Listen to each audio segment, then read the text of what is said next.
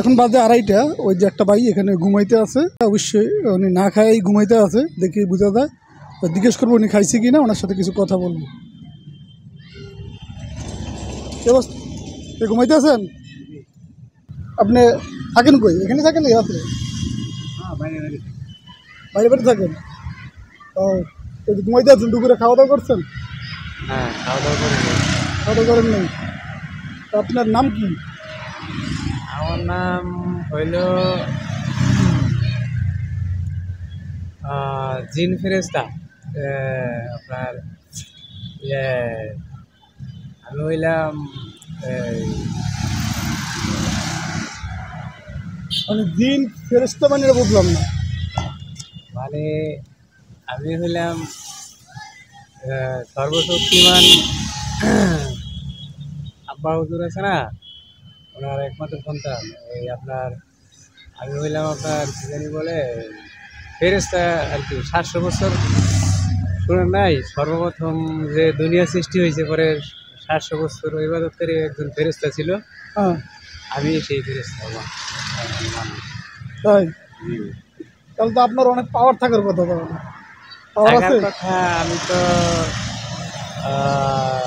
প্রথমে দুনিয়াতে আসছি তাও দেখা গেছে মানে অন্য একজনের মাধ্যমে আসছি।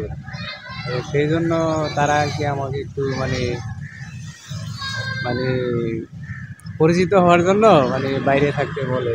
যাই হোক, দর্শক, আমি আসলে ওনার কথা বুঝতেছি না। আপনারা যদি কেউ বুঝেন তাহলে আমার অবশ্যই কমেন্টসের মাধ্যমে জানাইবেন। ভাই যে কথাগুলো বলতে আছে, যাই হোক, এটা হয়তো মানসিক একটু সমস্যা আছে, এটা দেখেও বোঝা যায়। তো আমার মনে হয় এই ভাইটি যদি কেউ চিনে থাকেন, কিন্তু উনি আসলে দেখতে দেখা যায় একটা ভালো ফ্যামিলির লোক। ওনার চেহারাও মাশাআল্লাহ খারাপ না। হয়তো বা মাথার কোনো সমস্যার কারণে উনি হয়তো হারিয়ে দিতে পারে, কিংবা নিখোঁজ হয়ে দিতে পারে।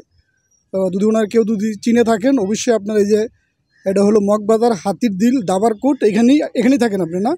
মগবাজার হাতির দিল এই দাবারকোটের আশেপাশেই উনি থাকে। ওনাকে আপনারা এখানেই আপনারা পায়ে দেবেন। এই যে দাবারকোটের এই যে ব্রিজটা, এই ব্রিজটার গোড়াই এদিকে থাকে। তো যাই হোক, উনি আসলে যেহেতু ওনার অত সমস্যা আছে, উনি কিছু কথা বলতেই পারে, এটা আমি না ধরলাম। তো বিষয়টা হলো, আপনি কি দুপুরে খাওয়া দাওয়া করছেন? না না, খাওয়া দাওয়া করেন নাই? আরে এমনি কি আপনার ভাই বোন আছে কয়জন? ভাই বোন আছে, আছে। তারা আমার আপন ভাই বোন না, ওই মানে সৎ ভাই বোনের মতো। সৎ ভাই বোন? সৎ ভাই বোন তারা থাকে কই? তারা থাকে হইলো টঙ্গীতে থাকে। টঙ্গীতে থাকে? ও আচ্ছা। তো ওনাদের সাথে কি আপনার যোগাযোগ হয়, কথা হয়? যোগাযোগ হয়, মাঝে মাঝে হয়, অনেকদিন পরে। ফার্স্টে যোগাযোগ ছিল, একটু বড় হওয়ার পরে, জ্ঞান বুদ্ধি হওয়ার পরে তারপর থেকে এলোমেলো।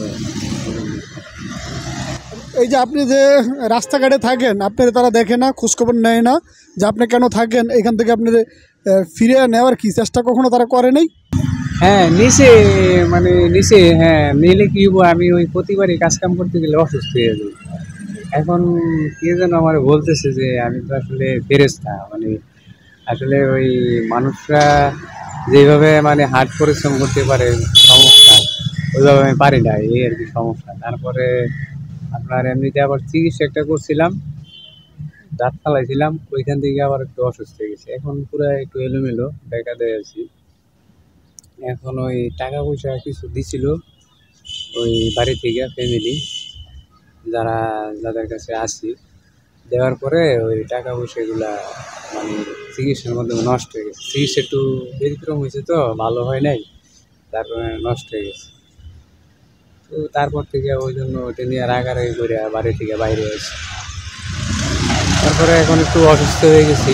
খাওয়া দাওয়া প্রায় আগেও 1 বছর চিকিৎসা সমস্যা, আগে 1 বছর চিকিৎসা হওয়ার কারণে, সমস্যা হওয়ার কারণে মানে 1 বছর খাওয়া দাওয়া এলোমেলো হয়েছে, ওইখান থেকে একটু অসুস্থ হয়ে গেছি। এখন আবার যাই একটু সুস্থ হয়েছি, কিন্তু ওই থাকার জায়গা নাই, খাওয়া দাওয়া বাইরে মানুষের কাছে চেয়ে খাই, তারপরে থাকার জায়গা নাই, মানে টাকা পয়সাগুলো নষ্ট হয়ে গেছে চিকিৎসার সাথে।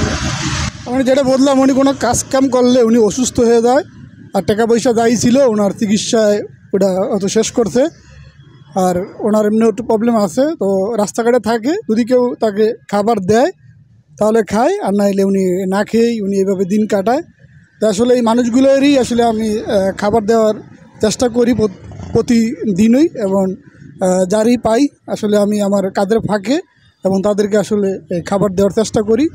তো সবাই আমার জন্য দোয়া করবেন, এই ধরনের মানুষগুলা পাশে যেন আসলে থাকতে পারি এবং সবসময় যেন খাবারের ব্যবস্থা করতে পারি। তো যাই হোক, ভাইটিকে এখন আমি খাবার দিব।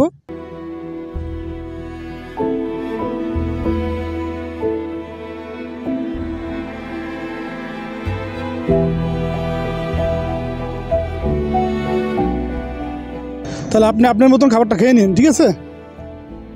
ওকে, তো গেলাম, দোয়া করেন। হ্যাঁ,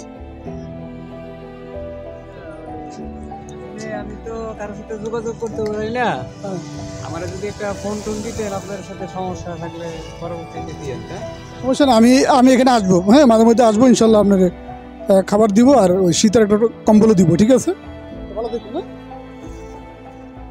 আসলে এইভাবেই মানুষগুলা রাস্তাঘাটে আসলে থাকে, অনেকে যে তাদের থাকার জায়গা নাই এবং খেতে পারে না। তো এই দেখছেন যে এইখানে একদম খোলা একটা জায়গা, এখানে এসে রাত্রে থাকে। তো আসলে এটা নিজ চোখে দেখুন, আপনি না দেখলে এটা কোনোভাবে বিশ্বাস করা যাবে না যে মানুষগুলো আসলে কি কষ্টে যে মানুষগুলা দিন কাটায়। ঠিক আছে, তো আজকে ভালো থাকেন, এই পর্যন্ত।